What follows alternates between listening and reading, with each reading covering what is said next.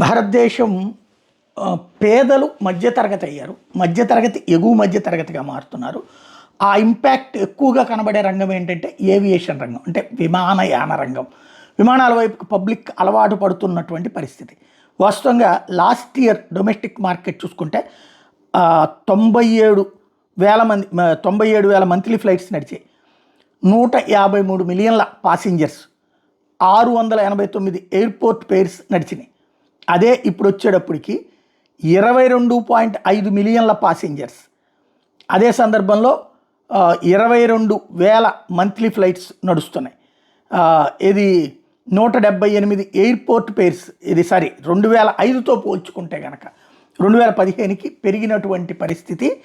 2005 నాటికి, అంటే కాంగ్రెస్ ప్రభుత్వం కిందసారి అధికారంలోకి వచ్చే నాటికి 178 ఎయిర్పోర్ట్ పేర్స్ ఉంటే 22,000 మంది మంత్లీ ఫ్లైట్లు నడుస్తే 22.5 మిలియన్ల పాసింజర్స్ అప్పుడు ఎక్కితే, ఇప్పుడు 689 ఎయిర్పోర్ట్ పేర్స్ నడిచినాయి.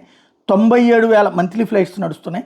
153 మిలియన్ల పాసింజర్స్ ప్రస్తుతం ప్రయాణిస్తున్నారు. అంటే విమానాల వైపుకి మొగ్గుతున్నటువంటి వాళ్ళు ఈ 10 ఏళ్లలో డబుల్ కాదు, డబుల్ అంటే 4 రెట్లు పెరిగిపోయారనమాట.